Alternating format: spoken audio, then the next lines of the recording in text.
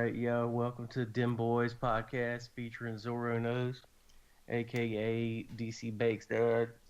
What's up, What's boys? up? We got the famous Zoroknows.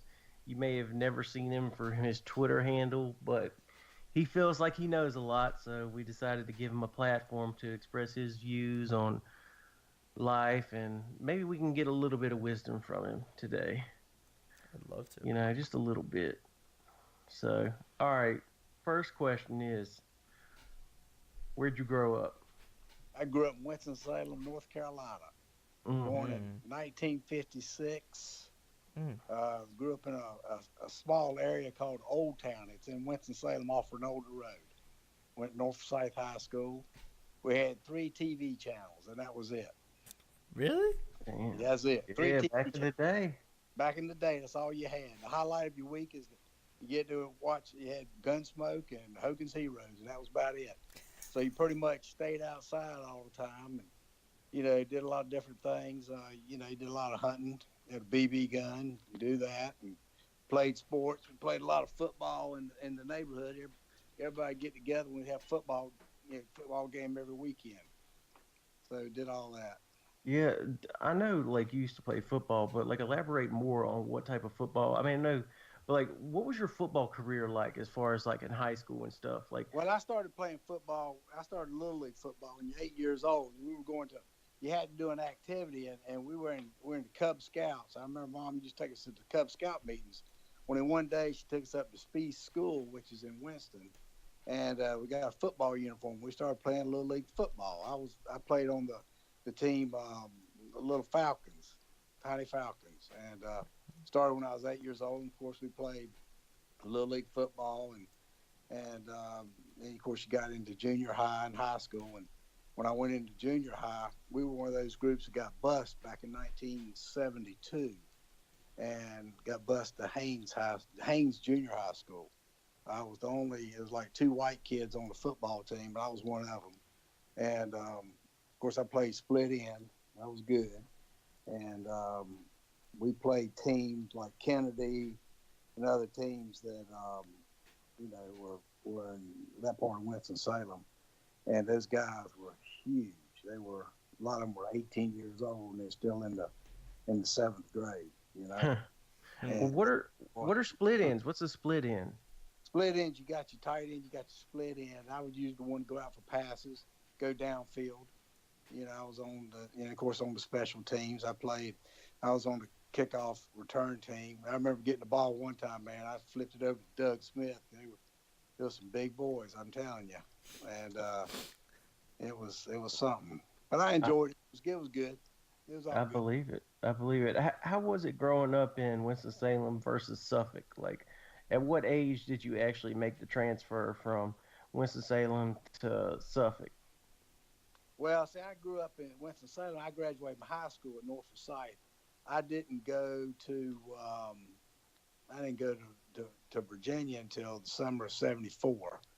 And I worked there at Holiday Ice, drove an ice truck, hung out down at the beach that summer, and then went to East Carolina Mm. um, the in that fall of that year, '75. So I went to college there at East Carolina. Started East Carolina, went to school there. End up after the first year because I like to eat, so I got a job and lived off campus and went to school, worked at a hospital. That's what I did. Yeah, well, I remember you told me when your parents dropped you off at East Carolina, they only gave you what, $20 for the week or something to Yeah, eat? I got $20 every Sunday. I get a check for $20. You had to eat off of that.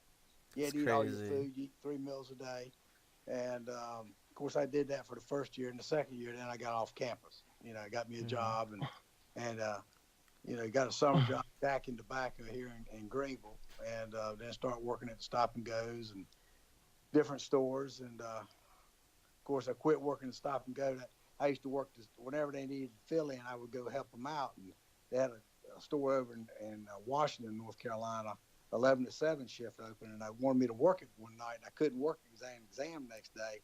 And the guy went in that night and robbed the store, blew the guy's head off with a sawed-off shotgun. Oh, It Whoa. took damn. 8 rolls of paper towels to get his brains out of the floor safe. Oh my God. And this happened like when you did not go to I didn't wait, go so to you work. were supposed to work? I no, well, they asked me to work, and I normally would have, but I had an exam the next day. Oh my So, God. you know, Wow. yeah, And this guy got his head blown off. got his head blown off. Guy went in there and killed. Oh my God. That's horrible. Crazy. Yo, DC Jesus. Big, So you could have just not been here. I know I could have not existed for that very little thing right there. That's insane to think about, man. Like, Yep. it's so many coincidences. It's crazy. But I mean, what happened once you moved to like? Hey, so how old were you when you actually? You were born in Georgia. I was born. So That's right. what's the whole backstory of you coming from Georgia to Winston Salem to North Carolina? Like, your dad and your mom. Yeah. What's all that history? I know, granddaddy, which is his father. He was born in Georgia, right? And No, your mother was too. granddaddy was born in Norfolk, South Norfolk, and he went to Virginia. he lived in Virginia. Went into got into the Merchant Marines out of high school. His mom had to sign for him. He went in the Merchant Marines, got out of that, then went into the Army, and ended up getting out of once he got out of the Army. Of course, he went to the University of Richmond, graduated, became an auditor for the DoD, Department of Defense. He went down to Georgia. He was doing an audit down there, and that's when he met my mom. My mom was from Adairsville, Georgia, and her mother. Of course, I told you about her mother, and Hmm. she left home when she was 17.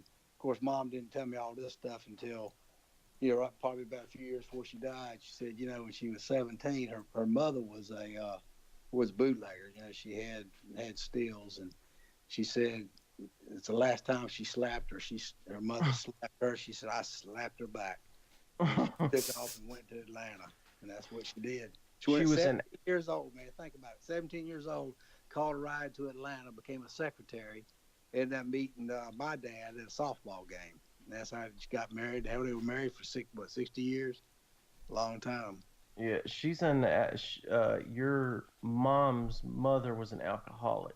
Yeah, she was an alcoholic. She was a bootlegger. I remember as a little boy down in Georgia, go down and spend the summers, and she had a trailer right there on Highway 421. And I remember the sheriff would come out there, and she sat there and talked to him for a while. And what she was doing was, of course, he was all in on it too. But I remember as a young boy, probably about, I don't know, 7, 8 years old, me, my brother Chip, who was a year older than me, and my uncle Bobby, who was the same age as my brother. Um, we would get in the back of that Ford Fairlane she'd have, and we go to liquor houses. And what she'd do, she said, "You boys wait in the car," and she'd go in there and she would get something out of the boot. She'd get liquor and she'd take it in there, and that's what she did. She was a bootlegger. Three steals. So, well, what do you know about? Because this is like one of the most fascinating things to me is the whole bootlegging aspect. Like, what actually do you know about the bootlegging stuff? Like, because I know Kristen, which is my sister, she went down to Georgia, once when Bobby died or Yeah, something. when Bobby died, that's right. Yeah, Bobby, which is your mom's Brother, brother, he that's right. died, and they went down there and they like reconnected and stuff. That's something I wish I had done, but I didn't. But what is up with that still stuff? Like, what do you know? Tell us, like, is there any stories from the still that you remember? Like, well, what is that? I want to know Well, more see, my about that. grandma, but you got to remember something. My grandmother was always, we go down and stay in that one bedroom trailer. Of course, we had the best time. There about 7 of us in that trailer. And of course, mom and dad, when they'd be in the back, and Thelma, that was her name, she'd sit there and smoke those Chesterfields. But she was always happy and, laughing and everything. Of course, she beat Bobby a lot. She beat the shit out of him and beat his ass. And of course, I kind of promoted some of that too, Uh-huh. and get him all in trouble. And she beat his ass. He come in there one day. She beat him. He said he came back there and he said, "Go damn bitch." He said, "What'd he say?" I said, "He called you a bitch, grandma." She beat the shit out of it. Good God Almighty, she beat his ass. See, And she was something, man. I tell you. But yeah, we used to go when it got to the jugs. In the '60s they changed over milk till you could get it into plastic containers. The gallon jugs, and you couldn't buy but so much stuff because people know you were a bootlegger. If you went in and bought 200 or 300 pounds of corn, they know you were bootlegging. and a lot of people, they of course they would buy corn like that because usually the store owner would be in on it too. So, but we go buy the milk jugs. We buy, like 3 gallons each. We send the kids in there. Me one time, I said Bobby and there and Chip. We collect these jugs. And of course, she kept them all under her trailer, and she kept her stills out in the woods. And she had some cows and all that stuff. But yeah, man, she was something else. I tell you. And she had these steals. Can you tell us about the running process? Do you know anything about her actually Well, running them?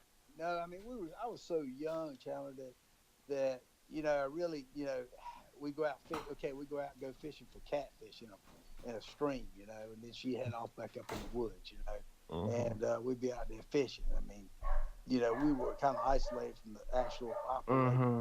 itself, but So what you're saying is she would be like, "Y'all go fishing, and I'm gonna go run liquor." yeah, well, no, Basically. we'd run the liquor with her, but we didn't know because we were so young. But Oh, so she would take y'all well, with her, yeah, and you yes, didn't yes, even know. yeah, we were young, yeah. And I remember when first time I got drunk, I was oh God, man, I couldn't have been about, I don't know, 13, 14 years old. See, Bartow County was a dry county, so me, Larry, he had the car, he had a Mustang, and Bobby, we would go to this other county and buy beer. Well, we went over there and bought like, I don't know, 5 cases of Old Milwaukee, and we Mm-hmm. started. And on the way back, we drank a few, and had to sit there and take a piss, end up pissing over this overpass. And anyway, we go back, get back to, of course, grandmama sees me. She knows I've been drinking. She says, "Boy, if I ever catch you like this again, I'll tear your ass up." Mm, And mm. she knew the road it would be on. Yeah. Well, see, Yeah. for those that don't know, dry county means they don't serve alcohol. Almost can't Like get that you can't out. get alcohol basically. And Back then, you couldn't buy it. You couldn't get it. yeah, and back then, also in the day, you used to be able to drink beer at age 18. A lot of people don't Oh yeah. realize that. You could actually drink beer at 18, but you couldn't drink hard liquor, but just beer. Hmm. Yeah, you could drink beer. I remember my first year at East Carolina. My first happy hour was up at the used to be called the Buccaneer up downtown Greenville. $2 all the canned beer you could drink. And coming out of there Good God. 5 o'clock. Good Lord, have mercy. Remember now, $2. That was my day's allowance for something to eat. Um, but that's what we did. But yeah, growing up and spending summers in Georgia was kind of cool because you you had to stay outside all the time. It was good. I remember going and the house she lived in before she had to go in the trailer. She had didn't have didn't have a bathtub, didn't have, I don't remember, the toilet. We had to piss in a slop jar. I remember that. I remember. What's a slop jar? Just a Yes, piss bucket? yeah, where you piss and poop in it. I Mm. remember. I remember getting up. Of course, Bobby and Chip and I all slept together. I remember getting up in the middle of the night, peeing in that slop jar and getting all over my foot. Get back into bed, boy, and then piss them off.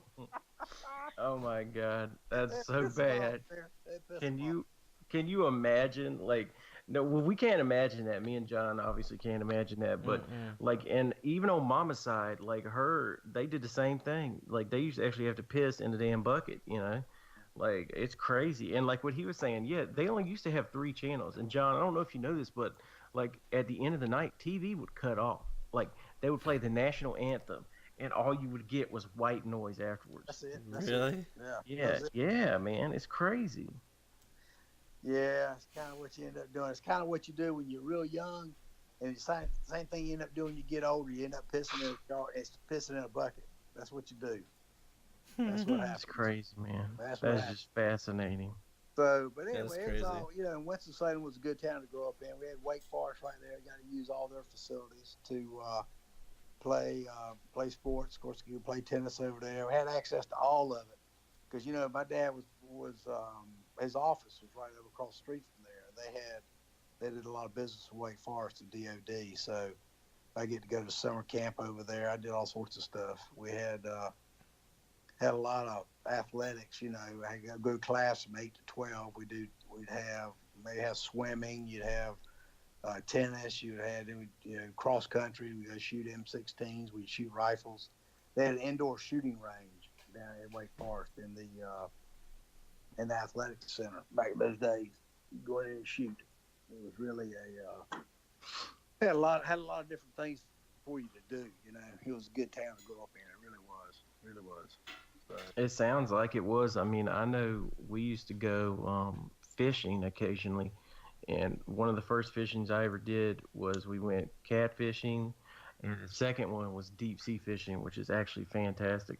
If y'all have never been deep sea fishing, any of our listeners or John, it's fantastic. Like remember we took a charter boat, and then we also went with what, Greg. Didn't we go with Greg or who was that Greg, other guy? We yeah, went Greg went with Greg. Greg went out and caught some Spanish mackerel. Oh mackerel. my God, that was so good. Beautiful day out there. Went right over that. Was it Queen Princess, the ship, Blackbeard ship? Went right Oh over yeah. the banks.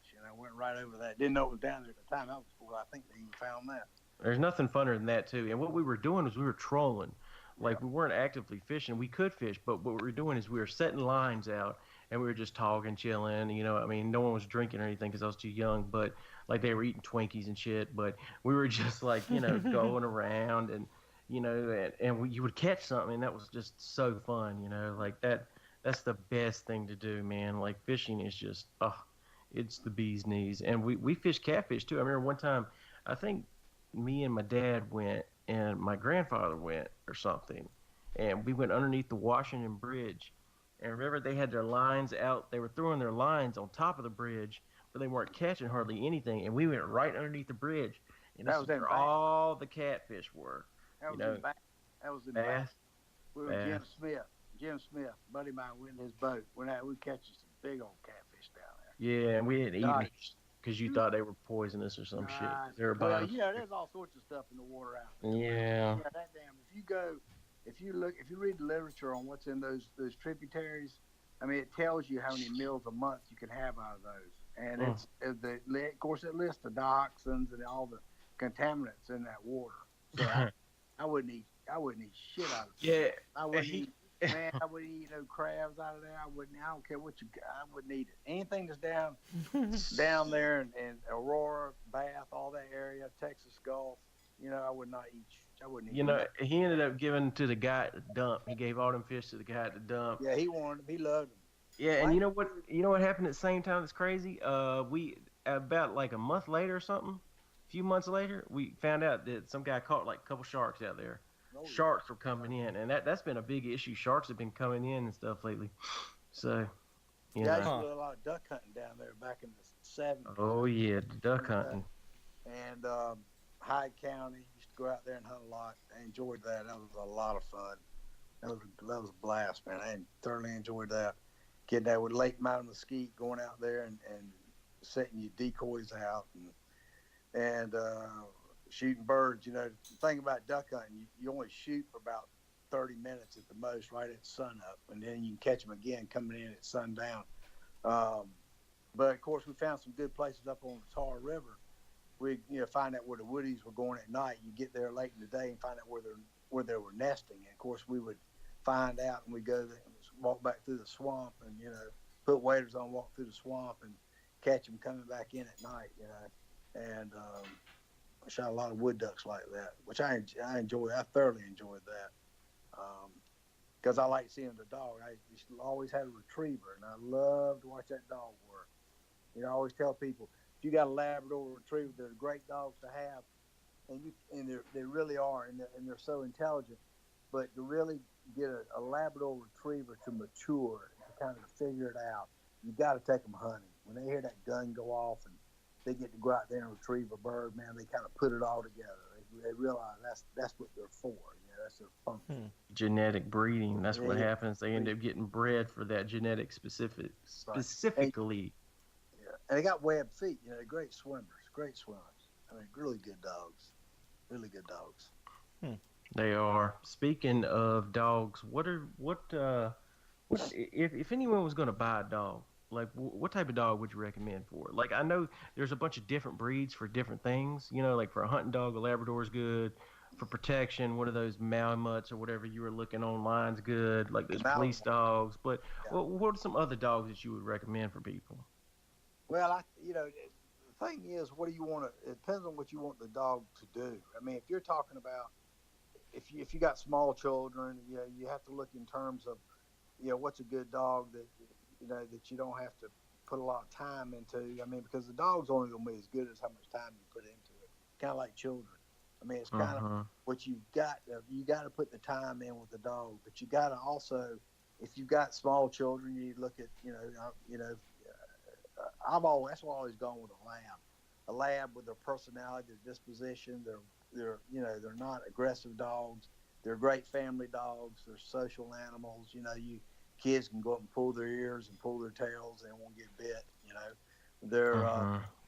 They're just good animals. They're good family dogs. Now the Belgian Malinois dog and the German Shepherd, they're great dogs too.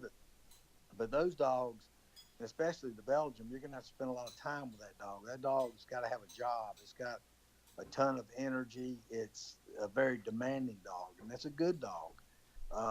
Very loyal, very protective. They use them over in combat. They're combat dogs. You'll see the guys with the special forces or the soldiers. If you ever see them, they'll have their full gear on. They'll have their Belgian strapped to their back. It's a well-mannered dog, and of course they'll send it in wherever they need to. But they're great dogs. The Shepherd's a good dog. I think a Shepherd potentially have a lot of health problems based on their hips, the way they were bred. I think that was a big mistake when they did the breeding on a Shepherd when they their hips are at a low angle. I think they ought to square them off like they were intended to be, basically the way they were over in Europe. But those are good dogs. I mean, they're all good dogs. It just depends on how much time you got and what you want the dog for. But you've got to exercise a dog. Do not get I don't get high energy dog. But you got any dog, any lab, any retriever, any working. Yeah, but some dogs are high energy dogs and they're bred for that. That's true. If you're looking at a field trial dog, if you're looking at a field trial breeding, you want a dog that's got high energy. But you want, and that's fine. But you got to run them. But the key behind a dog is you've got to exercise that dog. That dog is bred for a purpose, and purpose is not to lay in a house all day, or lay in a kennel all day. It's you got to get it out, walk it, and in the evening you got to run it. That's what I tried to do with my dogs, is always run them and keep them, get a lot of exercise. That was important. And I'm probably gonna get me another one these days when I get time for one. I'll get me another one. But I tell you, a good lady probably since you're old as shit. No, but here's the thing, man. There's a good web page. People, whoever's listening, if you want a good lab, it's Deep Run Retrievers. We'll link it. We'll link it. Virginia. Huh? We will link it in the description. DeepRunRetrievers.com. Yeah. It's DeepRunRetrievers.com. Don't worry, guys. We'll put the link in if y'all want them. Great lab, all sorts of labs, different. Whether you want a show dog lab, and if you want, this lady sends dogs, cadaver dogs. They use them for cadaver dogs. They use them box. Cadaver? You talking about cadaver, dead people dogs, basically corpse dogs. That's right. Back in 9/11, when they had that, they sent one of her dogs, and her dogs were actually there, finding bodies and finding people. That's horrible. Let me ask you a question. After this, I'll let John ask you some questions too, if he has any. But are there any bad bred dogs, like breeds that you would consider bad? Like, I know that Rottweilers and specifically pit bulls have been targeted by hate, and recently there's been shows that and studies show that that they're not necessarily a bad animal or anything. Do you think that there are bad dogs? I think dogs are pack animals.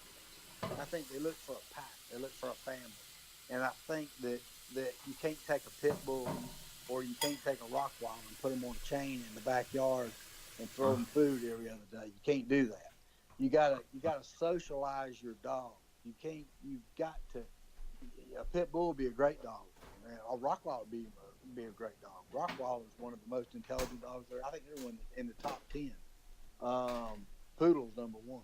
Or they're number 2 or something. But anyway, the pit bull's a good dog. It's not a bad dog. It's the way the dog's raised. And of course, every once in a while, you're going to get one that's probably bred a little bit more aggressive because they do breed them to be. Some people do breed them for aggression, but they have to make them that way. I mean, I'm just a firm believer in that. A dog is going to be reflective of its owners. That's what I think. I agree Yeah, with that's that what that's 100%. yeah, that's what I agree to as well. If you can, Yeah. try not to make any background noises if you can, because we're don't want as many Don't few even background go noises as background. possible. I'm doing I the know, best. but it sounds like it. No, no, it's not you. But hey, look, John, do you have anything you want to say? Like, I know you're. I didn't mean to interrupt you or anything, but Nah, you know. give me 1 second. Actually, you guys keep talking. I gotta mute my mic. All right, he's got to do something. But yeah, what else is actually? Would you say like these dog things? Like, didn't you want to be a breeder or something? No, I enjoyed. I don't know. I enjoyed working dogs and doing some obedience training, things like that. Um, you know, positive reinforcement. Yeah, I believe in that. For if you're going to train a dog, always go to the positive reinforcement, re- reward them for doing something good, so you don't have to, discipline if they do something wrong. You just kind of, Mm-hmm. there's ways to do it. A dog wants your approval, and you got to understand Yeah. that they want to please you.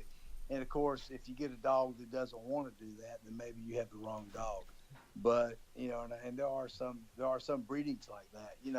Um, there are some breedings like that, and breeders openly admit that. Sometimes they do have a bad breeding. I knew there was a Mm-hmm. puppy years ago. I was in outside of Smithfield. I went and looked at a puppy when I got Jake. I ended up going up to Virginia to get Jake. Well, I went to Smithfield Mm-hmm. to get a puppy, a black lab that was bred, a great field trial dog. And this guy had a female, and he was going to breed her to this other male. Well, the old lab, whose old field trial dog, got to her first, so he wanted just to get rid of the puppies. I mean, he was damn $200 getting rid of these puppies, which were field trial stock, they're great dogs, and I was going to get one, and you know, I went over there to look at them, and they were good dogs, but they were just there was one of them that was in a box. I'll never forget it was a puppy, and the dog I was going to get, it came and sat down right beside me. This kid came and got it, so I didn't want to get one of the dogs. It was one dog, and I said, what's going on with this puppy? He said, we kind of had to isolate this puppy. I said, what do you mean? And these puppies, this was since birth. Now I'm talking about, 3, 4, 5 weeks old. This puppy was just growling the whole time. It was actually born that way. I Hmm. mean, I've never seen anything like it. They were sending it to a trainer in South Carolina, was going to see if he could do something with it, but I've never seen anything like that. It was a very overly aggressive little puppy. I mean, it's just, you know, I've So he never was seen. based. It was an error in the breeding, basically, where I like I don't know. I don't know he whether was that's aggressive. breeding or not, but it was just a puppy that was super aggressive. They growled at the other pups, and you and everybody else. Um, and I've seen Belgians like that. I had a guy on I saw on YouTube. His family wanted to get a Belgian, but they got a Belgian puppy, and the breeder didn't realize how aggressive the dog was. But he went into the house to introduce the dog, the little puppy, now only like 8, 9 weeks old, to the family. And damn, if this Belgian didn't go jump on the damn bulldog. I mean, it was so aggressive. So they took the dog. The breeder took the dog out of there and gave him another dog.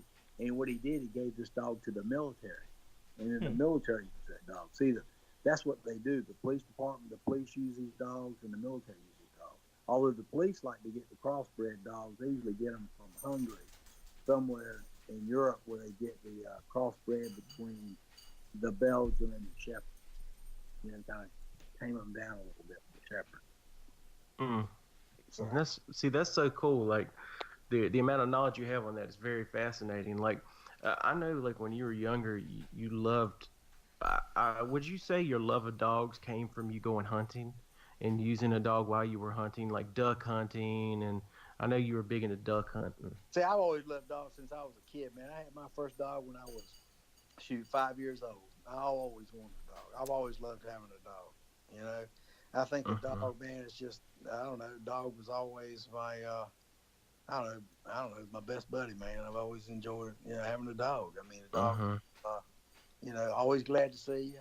You know, I mean, Mm-hmm. kind of you do things with him. I mean, not no. Of course, that old Sarge, that big one, he'd take off all the time. He'd get on the daggone. He would get on a scent and go, boom. Right. He was a big, Mm-hmm. loved to hunt. But I've always enjoyed a dog. I've always enjoyed a dog, man. I just always have. So, Well, but see, I know that John has a couple dogs. John, what are your breeds that you have? Yeah, so my baby boy is a beagle mix. My mom has two. Abby's a cockapoo. The wife. What's Max?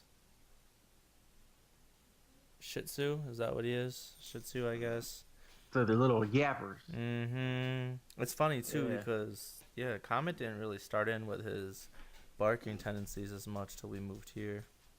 mm, Yeah, I don't know why, but his dog, like I guess it's just a natural breeding thing. Like his Comet, which is the hound dog or whatever, he's been barking lately. A lot. Which I don't know why. Why is that? Do you know why that would be, or like, do you know anything about dog behaviors He's or anything? anxious, but I also know that like he's very protective of Hmm. me. He has separation anxiety of both of us actually pretty bad. But Hmm. you could definitely tell that he follows the pack behavior tendencies to a T because he's always up that ass. do you have a kennel for him in your house? Do you have a like Yeah, it's a safe spot. It's a safe spot. He goes there and good? chills. Yeah, there's a good video on YouTube, and it's about a dog barking. How you can stop your dog from if he just indiscriminately barks all the time. But Mhm. he doesn't do that, does he? No, I mean usually he'll hear something or sees Okay, shadow or yeah, whatever. yeah, because they got some good. There's some good information now on good training on how you can stop your dog from just barking. I mean, there really is some good videos on that.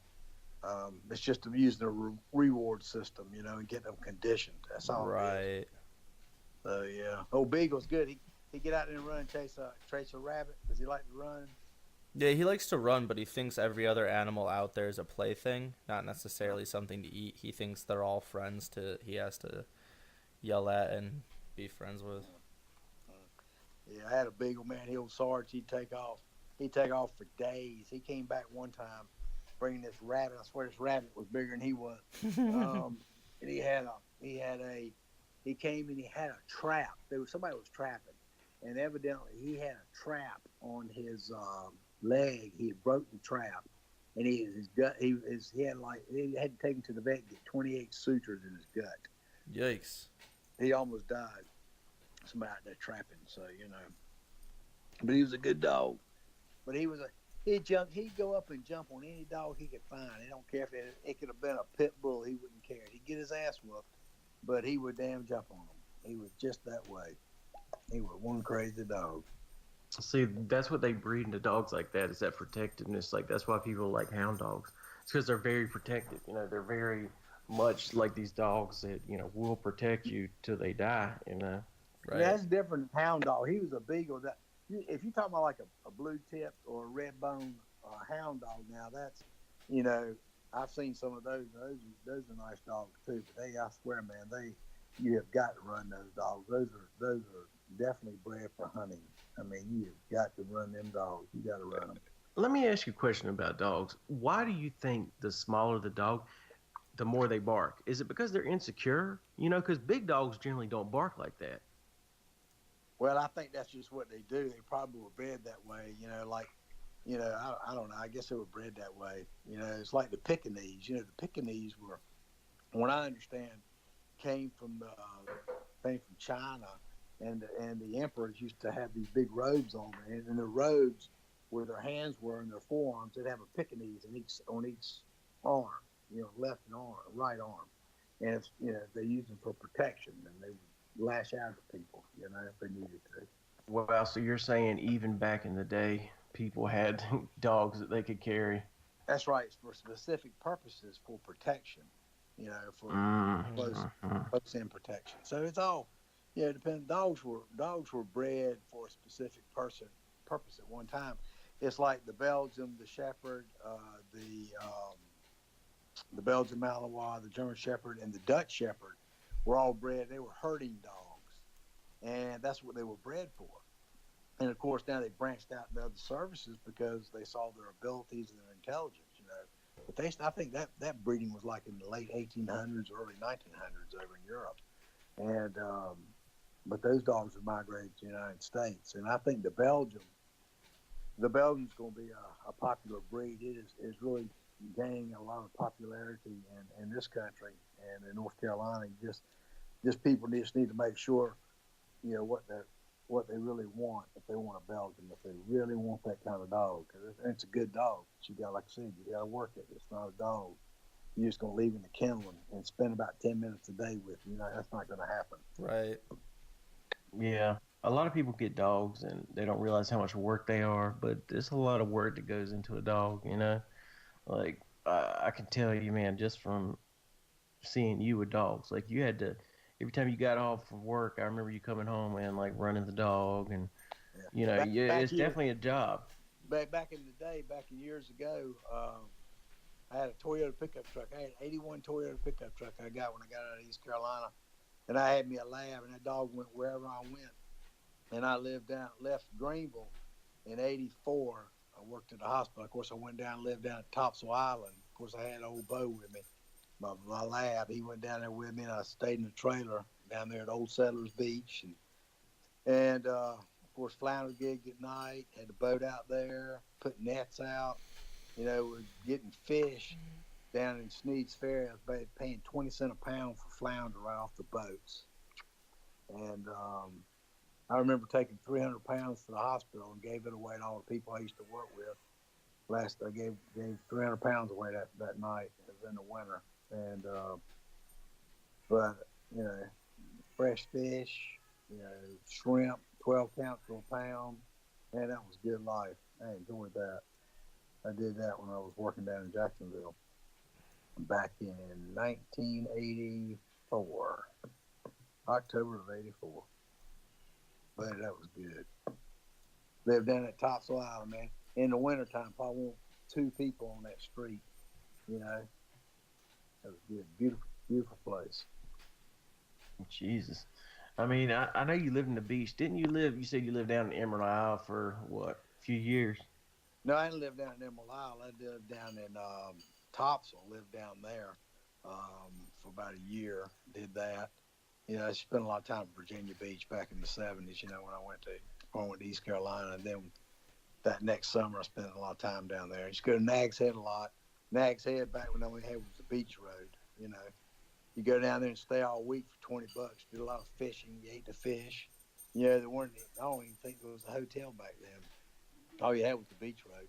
There was a lot of people from Suffolk went. They had cottages. And, they'd go up and stay. For a couple of weeks at a time. Mm-hmm. Nice. See, people that don't know, like, I live in North Carolina. We live in North Carolina, and North Carolina has an amazing tour industry for the Outer Banks, because the Outer Banks go right out into the Atlantic Ocean, and it's the destination aside from Myrtle Beach in Florida, because for people up north, it's a hell of a lot less drive to come to North Carolina than even to go to South Carolina, let alone Florida. So you have a lot of people from, like, New York and Massachusetts and stuff coming down and really enjoying the Outer Banks, and it's a beautiful place. Like, we go down there every Christmas, every single Christmas, ever since Nana died, which was my father's mother. We've been going down there, and it is so beautiful. It is just, like, rent a house. Oh my God, it's so beautiful. It's ridiculous. Like, Go I down. can't wait to go there. Go down Bonner's Bridge, go over that bridge to that old Coast Guard station. Can you Hmm. imagine back in the early 1900s, they would, maybe 1900s, I guess it was, that was an island. That bridge wasn't there. Those men, they had to take them there by boat, and they'd drop them off. Okay. Mm. And they had no way to get off that island unless somebody came and got them. And what they did, they took it whenever if they had to save a ship or a crew of people right off of those shoals off the Outer Banks, they'd get a big old rope, have a long rope out there, and they take it, they tie it off, and they go out there and try to get them. And you imagine that being out there, especially in the winter months, all those storms coming through, and there's no way to get off that island. But a lot of people go down there now. It's kind of a cool place to go. They got paths all through there. You can walk all around it, and you can run down there. Running is great. They've got all those where the lighthouses are. Plenty of good places to run, especially at Nags Head. They got a bike trail. They got a running trail. You can run. They got one of the best. I guess it's the YMCA down there. They got an indoor pool, outdoor pool. They got weight room. They got treadmills. They got a sauna. I mean, you can go down there and man, you can have a large time. And some of the best restaurants. JK Steakhouse. I used to go down to JK's back in '85. Every weekend I'd head off down to Outer Banks. I would take off, get a cooler full of beer, go down there and stay, and go to JK's, and they had some of the best restaurants. They had great food. Collington Cafe. Man, I've never had a bad meal down there. I know they got a bunch of great food down there. I know that. You know, you got a ton of black bears now. You know, we saw a black bear this last year. They're everywhere down there around that East Lake, the Alligator River, right there where that landfill is. You go down there now, if you go out of your car, you need to be wary of black bears because they're everywhere now. I know that we had a big issue with hogs and shit. Like a bunch of hogs, like absolutely decimated stuff. Not even really in North Carolina, but hogs are a huge issue all across the nation. They're coming up south. They're coming up from like Texas and in Florida. They're spreading, and it's just going to come to us eventually. And I was talking to a buddy of mine in Alabama, and I was like, man, how fun would it be to go hog hunting? That would be so fun to just go and. That'd be different for sure.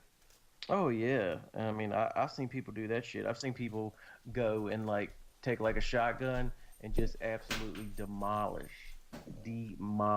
like hogs. There's a video online where like this guy gets like 100 hogs, and it's crazy. Yeah, I like. I used to do a lot of deer hunting. I like. I've had bear meat once. It's good. I love bear meat. It's good. It's got a lot of marble in it. And the big thing now is there's a ton of deer out here. God, no, deer are everywhere. If you go down, I took Gabe that time down Portertown Road. Remember those railroad tracks we used to walk down? Mm-hmm. I was back there with him one late day. Late in the By day. the way, Gabe is a dog of ours that we used to have. Dog, a yellow lab. And I go down there, and I swear there was at least 50 yearlings right there. Now, you're right in the city limits. You back up to the cemetery right there, Pine Lawn. Now, all those deer were living back in that area, and there were soybeans and cut corn back there. But they were living right behind Brook Valley. I mean, there are deer everywhere. Deer come up in our backyard. We've had a deer out in our backyard. Yeah, I took a picture of it the other day. They are everywhere. That's absolutely ridiculous. And we also have this annoying ass mockingbird too that won't shut the fuck up. So I'm sure y'all can hear it in the background. I don't know if y'all can hear it, but it's so annoying. I've been lighting firecrackers off. Like I got some firecrackers from South Carolina. They were indiscriminate source, and I've been just trying to blast his ass with them. And it works. It does work, but I don't want to annoy the neighbors too much. And the fuse is too short to do them individually. You light it and you go down. It's like 1001, pow, and it just blows up. That's funny. But he's annoying as shit. If I had a good shot on him, I'd take him out. Why don't you shoot one of those bottle rockets at him? Shit, that's not going to work. Bottle rockets are very unpredictable. But I could, but he left. I mean, wait, aren't mockingbirds supposed to like go away for the winter or something? Because there's no way he's gonna stay during the winter. There's just no way. I hope not. It's the bane of my existence. It's a DC based denial. There's no way he's gonna I stay. hate it. Then he's gonna have acceptance. All right, he'll stay. I guarantee you, this is gonna be a thing. On wait till you get a woodpecker. I had a woodpecker in Winston-Salem. We had a wood up there on right over my head, right over my bed. sound like a drill going off. Damn woodhead, red-headed woodpecker. And I listened to that shit and had a big old hole out there. Finally, one weekend I went out there and I was waiting for him. He come out. I popped his ass with my Daisy BB gun. I know, it's annoying. But that hole that he made was a perfect circular hole. I mean, it was like this guy had precision. I mean, he knew what he was doing. You know what? You know what's fascinating about like woodpeckers? They said that they've been studying woodpeckers like and designing helmets for like football players and shit and people that get hit because woodpeckers their head goes back and forth at a really high degree and they're trying to figure out how do they not, how are their brains not just fucking rotten because of that. But they've been able to, study them. But yeah, we had one near us and you just have to scare it away. It's very annoying. Sounds a I yeah. hate them. So Well, So, John, what do you have anything you want to talk about? Questions you want to ask? Gosh, man, I don't know. Wow. There's, Wow. oof, I mean, it's got to be there's. something you need to know So about. Something. I guess when you were growing up, where would you put yourself? Would you be more like I guess in the jock category, the studious type, a nerd? Uh, like where did you fall? Where did you fall in that line of? I didn't fall anywhere. I was more of a loner. I Okay. I did. I remember my safe haven in Winston Salem. Everybody had basements. Back then, you had basements, Mhm. and my thing was in a basement. I had a ping pong table down, had a pool table, I had my Ted Williams bench press down there. I had my skateboard. There you go. And when I was a kid, I loved the basement. We didn't have air conditioning. You open the windows at night, and had a fan, and you get up in the middle of the night and close them when you get too cold, in August. And so I loved my solitude. I guess I had a Sears Craftsman little shooting range where I could shoot paper ducks with my BB gun. I did that, and then when I got older, I got a motorcycle. It got me a Honda 450, I think it was, SL. There you Shit, go. freedom there, buddy. I had freedom. And, I'd ride out to Pilot Mountain and spend the night and, do that. But man, when I got my motorcycle, boy, it's like, look out. I mean, I was one of those runaways. I ran away from home when I was 15.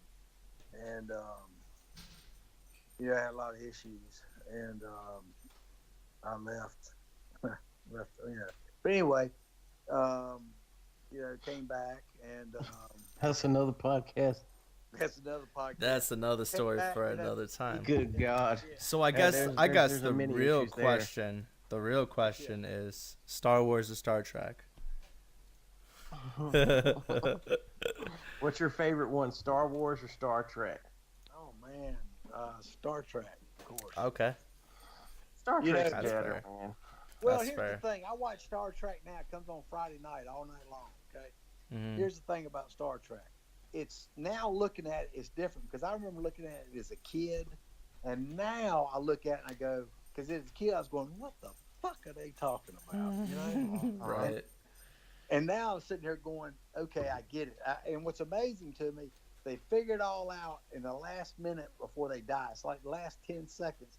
They got to get this. They figured this out. They figured it out, and they saved themselves, through Right. some crazy mess. But if you look at it, it's got the social content of what was going on back then too. They kind of bring that in. They definitely do. They do, but now it's more of a thing. I watch it because I go back and think about what I was thinking about when I was watching it back then, and I kind of now I get it. I get it. Right. Mhm. Kind of. Well, you also watch a shitload of westerns and shit. Yeah, Like, I love the Western. pretty much the majority of your shit watch is what, Fox News and westerns or something. Yeah, I watch a lot of westerns. I like the westerns. I like, of course, I like Hondo. I like, the good and bad and the ugly, man. I love that. I can watch that all the time, man. Eli Wallach was the best. I mean, he made that movie. Tuco. Yeah, Tuco was the man. Yep. I remember. Yep. I absolutely loved it. I loved it. I remember getting introduced to all these wonderful Clint Eastwood movies, and I loved them to death. They were fantastic. Yeah. They really were. It was all good, but growing up was, things were different then. It was a different world back then. It really was. That's the whole fact. It was a different world. It really was different. I mean, You know what? Speaking like- about that different world, me and John were talking about this in an earlier podcast. they actually Google came out with these earphones that is basically a universal translator. Basically, what happens is the person, right? So say you go to China, the Chinese person that speaks, and your earphones translate it real time into English, and you speak what you're replying back to in English, and it translates into Chinese. So essentially, you're able to have a back and forth conversation, which is like a universal translator. So without ever actually learning the language. yeah, which is You, you know, amazing. I was watching this thing the other night on Vietnam. You know, they had a series talking about the war and actually what was behind the war. You know, with Johnson and McNamara and each I guess they took it year by year and event by event what was going on. Yeah, And that's that PBS documentary and by I that tell you, man, guy. Yeah. I really, you know, and I learned some stuff that man I had no idea was going on. And That's what he said too. He was on like podcasting and he was actually doing interviews on all these different podcasts that I listened to. And he said they had no idea all the shit that really went behind the Vietnam War. well, And at he the said he very actually end, lived it. people were so despondent over the war. Even the soldiers, they were like they didn't want to be there. And there was all this killing going on. You didn't know who was the enemy, and who was south, and who was north. Who the hell would know? Right. And that was a big problem for them. And they said that, and so they indiscriminately killed everybody. They killed all the villagers. I mean, they didn't figure it out, and they weren't going to. And then that's one of the generals over there told me, he said, "Kill them all, just kill," and that's what they did. And and then the thing about Nixon, where he was running against Humphrey, and he barely beat Humphrey in the election, and he got them to resume the bombing over, I guess it was Hanoi, which was a political ploy on his part, so he would get elected, be the nominee for the presidency, and win. And I didn't know that. Hell, they ought to should have hung him for that. You know, I mean, Yeah. yeah, that was damn treason. That's what that was. It was damn treason, man. Right. Yeah. He was involving himself in a damn war that he had no business doing. I mean, he was a treasonous act. He should have been shit. He should have shot his ass for that. But anyway, I guess that's one good thing about the media and what's going on now. There's so many more people telling the story now. And I'm sure that some of that stuff still goes on, but not to the degree it was going on then. No, but they also can't hide anymore. Everybody's got a damn camera, now, so that they just can't hide like that. They used to be able to hide, but they can't do it, No, you you know. can't do it. It's a little So, different. but I mean, I don't know. I think I don't know. Just a lot of things now. Once you getting all this information, and you thought the way you thought back then, and how you just didn't have the information. Period. Not that you really thought about. All I thought about was I wasn't thinking about that anyway because they stopped the draft. I think in '73. I think it was, which I remember I was on Ronaldo Road. Everybody was honking their horn because the draft was over with. I was coming up. Did you have a draft number? No, but I would have been. I would have been. You know. So Chip didn't have to go either. I don't know if Chip had a draft number or not. He was a year older than me. But that was, That's crazy. Thank God. Thank God, man. God knows if we had to do that today, we'd be fucked. There's well, no I way think we what they'll could. do today, if they're going to do that today, they need to take the old folks first. They need to take men my age. Let us go first. Hell, we old shit. I mean, not old, but we've lived. If there's going to be a war now, they need to take men my age that are in reasonably good health the country would be better off if we went because I'm sure we know more about it than these young kids do. These 18 years old, they don't know nothing about it. They haven't lived yet. They've got too much to contribute to society. We're ready. We'd be ready to go. Mm-hmm. Right. Yeah. Be We're like, ready be to- like, true. I'm jaded as fuck. Whose head do I gotta blow off? I don't give. That's right, man. I mean, Yeah. we're ready. We're ready to do something. We're ready to go. If we had to do that, we would be the ones to go. God knows, man, these young kids don't know anything. They ain't done anything. They haven't voted in any elections. They haven't. No. They haven't, No. they haven't lived. why are you going to take your youngest population, your most viable, and then put them in a war and get them killed? They don't know shit. And what sense does that make? Take damn older people first. Right. I've always said that. You know, Mm. what the hell these young kids Well, do? that's crazy. Well, I've never thought about it like that, but when you yeah. say it like that, it kind of makes sense in a way. Makes a Like lot I of sense. understand it. Yeah, I understand it. The logic behind it's sound. You know, if they can still fight, if they can still do the physical requirements in good shape and whatnot, like, yeah, it makes sense. Yeah, Cause I mean, they yeah, also have better logical skills. They're better at paying attention generally. Kids who are still 18, 19, they haven't developed the same parts of their brain completely. you know, if you watch, I always watch. I watched this movie years ago called Zula Dawn, and it's about the British colonizing Africa, and they would send um, the tribes would unite, and they would send them, and they would send them in waves, and the British thought, oh man, this is going to be easy. They're killing all these old dudes, man, these old dudes. Well, what they did, they sent their old, and they always would do their battle before the harvest season because they needed to harvest their food, you know, because they'd die of starvation if they didn't. But Right. what they did was they sent all the old people first out there with spears, and of course the English were killing all of them, you know. And then they got to where they were weary. I mean, they'd been fighting this battle for days, and all of a sudden here come the young kids, you know, and then it was all over with. But I'm telling you, man, it makes all the sense in the world. It Right. really does. Um, you know, I mean, it just makes all the sense in the world. And I guarantee you, if they had another war and they were looking for if they would take, you know, World War II, I think they were taking men up to 40 or 45.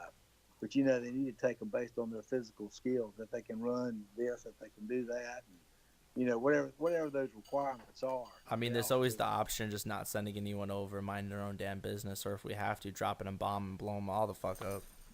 Yeah, but I don't think. I think that'll probably way they'll probably end up, but it won't start that way. I mean, it really won't. It'll be some I don't know some skirmishes, you know, like in North Korea. I mean, they've sent some missiles over, blow up some things, and some you know, and they may try to go into certain parts of South Korea, which I don't think they'll end up doing anything. But if they did, there would be some ground troops at some point, you know. But Mm-hmm. I agree with you. I think it'd be minimal. I think because I don't think it's going to be anything's going to happen because I don't think North Korea wants to do anything. I think that guy's just saber rattling. That's all he's Testing the doing. waters. Well, They explained it earlier. that's the He's thing. just bullshitting. That's Yeah, all. that's all The he's doing. thing with wars now is like you got to really ask the question: is it fucking worth it? Because what can happen is if something really escalates, somebody can be like, "Fine, we're losing. Bye. We'll blow up the fucking world," and that's that. Like it's not the same as in the past where destroying the entire civilization wasn't a possibility like it is now.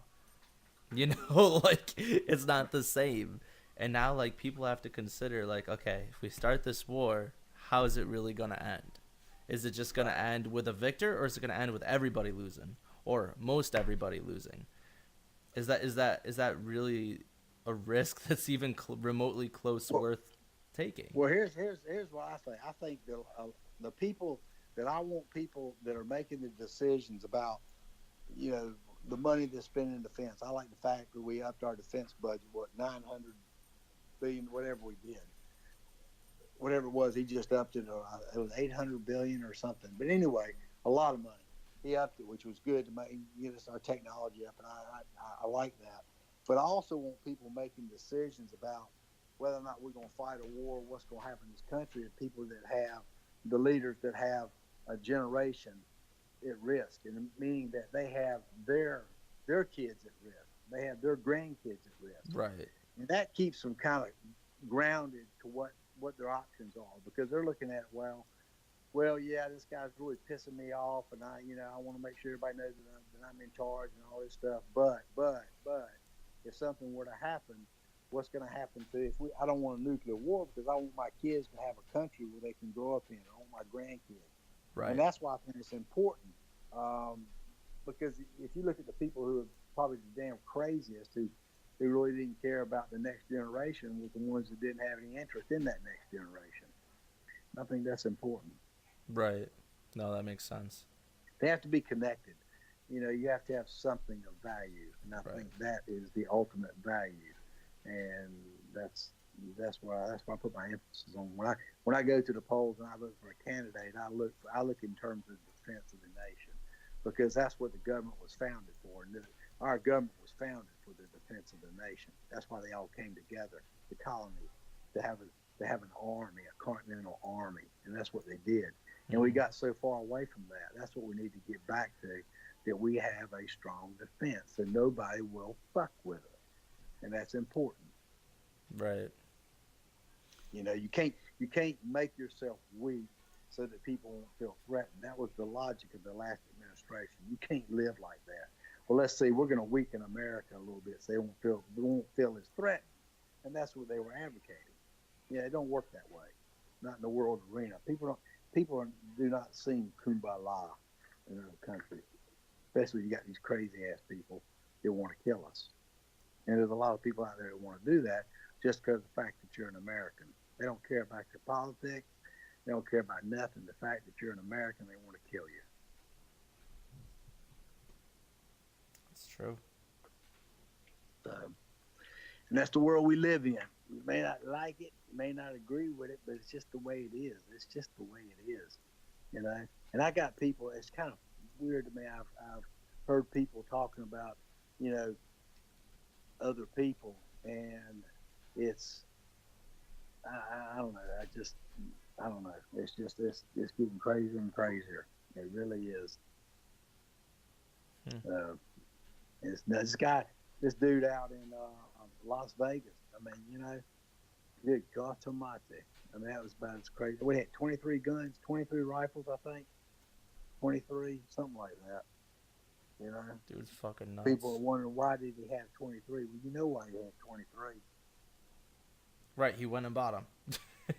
Well, yeah, he had 23 because he had them all loaded, and he didn't have time to reload. He knew he only had very little time, so he didn't have time to reload. So he had them all loaded. That's what he was doing. He just Talking about wanted to shot. keep shooting. He didn't. That's right. That's right. He wanted to keep on shooting till he got him. That's what he wanted to do. You know, they're trying to look at why he did it, and why do you think he did it? Why do you think he did it? Why do you think he went after those people? Why did he wait for the last song of the last night? He'd Well, been there for days. He could have done it. What? How long was that concert going on? 3 days, two, three I don't days. know. Yeah, it's been going on for a while. Why did he wait to the last song? Cause he's a twisted fuck. Yeah, he's a twisted fuck, but what he wanted to do. Ultimately, he wanted to live as long as he could live, and that was as long as he could live. That last song. That's what he did. They Even even they the said even that him. he planned to get away. He said he planned to leave. He was going to try to leave. Shit. Here's the thing. Think That's about what they said. bullshit. Look, here's the thing. Maybe it was, but here's the thing. Why did he? Why did he wait for the last song, the last day? I mean, yeah, if he was going to get away, he would have done it before the last song or the last gig. He would, but I mean, he waited for the last song, and I think this guy wanted to ultimately. I think he had a lot of second thoughts, and he just did it in that last moment. I think that's what he did. But he was a twisted fuck. You ain't no lie about that. Uh, uh, uh. He was. That's true. He was, man. I mean, he was How did just they know? spraying shit. Even the NRA proposed regulations to stop them from that piece, that modifier. Yeah, Even the NRA posted like they want this to be taken off. well, they need to. Even the NRA. I mean, it just pisses me off that all these people are like, "Oh yeah, why would you talk about gun control when the NRA themselves are like the bump stocks? They Look. Let want me to tell fucking get rid of you, them." and listen to me now. In the '60s and '70s, we had access to machine guns. I remember my next door neighbor in Winston Salem. His last name was Ross. He was out there shooting a 45 caliber machine gun into a brick wall when I was a kid. Okay, so people had machine guns. You just didn't hear shit like this going on. You just didn't hear about it. It just didn't happen like this. Mm-hmm. And so that tells you a lot of it right there. What the hell's going on in this guy's head? What was he thinking? Why did he want to do it? Why did he choose to do this way? You know, and who the hell knows? I don't know. Maybe they'll figure it out. Maybe they will. Maybe. I hope so, but I doubt it. Yeah. I just hope that there's some things that are actually going to be learned from this, and that it's an issue that'll be consistently Yeah. worked on, not Shit. something we just talk about for another couple weeks and then leave in the dust. I've seen. I don't know. I've seen a lot of. I know personally know of several people been shot and killed, and it was always. Well, these were handguns. I mean, one gal she got shot and her boyfriend got shot. She was married and or she was married and they were separated, and she was seeing this guy, and her estranged husband comes over. She answers the door. He shoots her when she opens the door. The guy takes off and runs out the back door, and he's climbing over the fence. And he picks him off climbing over the fence. Damn. I told him the thing there is a zigzag. You got somebody shooting at you, you need to zigzag. Don't give him a straight shot. They sure did. Right, that's your best Yeah. chance. That's what they They say. got zigzag, man. I'm telling you, that's the only way to go. You got to zigzag. Don't give them a damn easy shot. But there's a lot of people out there carrying guns right now. I've got to go get my concealed weapon permit. I took that class last year, and but I don't have a pistol. But and I don't propose to get a pistol. I never believed in having a pistol with kids in the house, and just because I think the probability of an accidental shooting is greater than you having to shoot somebody coming to your house. That's you know, you end up somebody shoots you or you shoot somebody else. It won't be something you planned on doing. So that's why I never want to have a pistol in the house. You said it's too easy to use. It is too easy to use, man. I mean, you think about people get depressed, they go, "I want to end it." Boom, they're dead.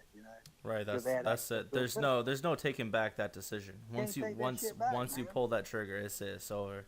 Gone. There's You no, know, oh no, I'm so sorry. That's not how I meant it. Well, you fucking put a bullet through your head. So how did you mean it? Yeah, and that's the thing, man. You can't make it easily accessible to someone. Somebody ODs on pills or I don't know, whatever else they do. They're crying out for help. They're not trying to kill themselves. But you take that damn pistol, that's a done deal. So that's why I never had one, and I don't need shit. But Man, nothing's gonna stop it. we'll see what happens. So But I anyway, you guys I think y'all gonna have a great future ahead of you. I think the country is going to be I think you're going to see a level of growth. I remember when I was in real estate back, Jimmy Carter got out of office and Ronald Reagan came in, and all of a sudden interest rates came down and it freed money up, and we could go out and we could sell property, and we could, when I built these two houses, the economy was good, things were in the growth phase. And we need to get back that in this country, and that'll help you kids out a lot because y'all have opportunities. Yeah, I mean, well, shit. To be honest, like this thing's huge for us. Like this is something that like we've, I proposed to John, and John's really gone on with it, and this is something we really want to make into something big. Like, me and him's audio quality's great, and we definitely have like the clicks, we have the statistics. Like, what was our last month, John? What did we have last month for like views or clicks? last month our total plays ended at, give me 1 second, because I'll be able to give you an exact hits. What was last month? Fuck, September? Was it like 2,800, maybe more than No, that? September 4,800? ended at 2,405, so that's 400 more than August. But, however, we are averaging more than we were averaging ever before, so I am down with that. Well, what are y'all trying to get it up to? What's the best you could do? I mean, what do you expect?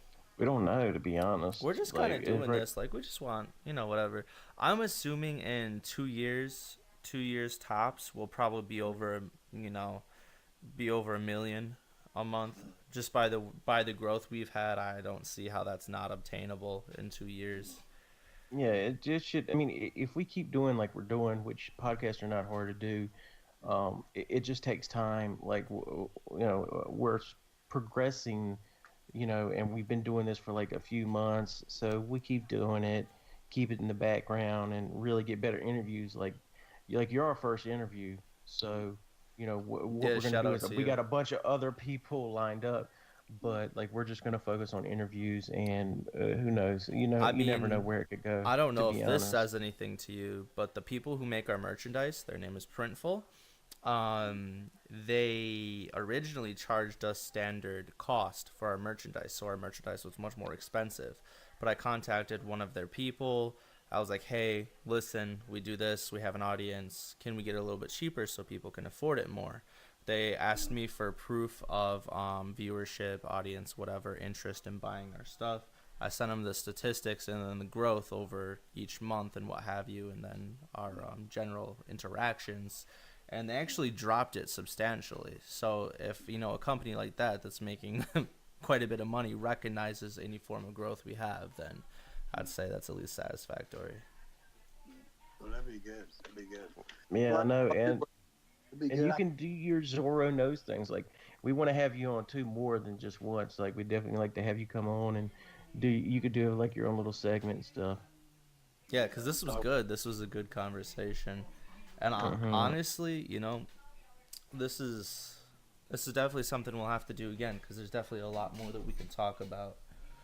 Yeah, definitely. And we're actually getting ready to end right now. Yeah, John's gonna go do his thing, and I gotta go buy Best Buy and shit. But we we got a bunch of great information, and we definitely have more interviews for you guys coming up in the future. So expect more, and we're gonna put links in the bottom to Deep Run Farms and all that shit. So it's gonna be great for you guys. and again, thanks to Zoroknows for stopping by, giving us some of his time.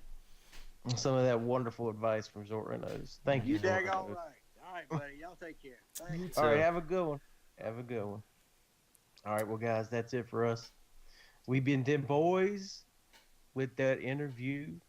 We hope you enjoy it. Thank y'all so much for everything. Yes, thank you for stopping by. If you enjoyed that as much as we did, talk to us in the comments below, and I'm sure we'll see you on the next episode, boys. Boys.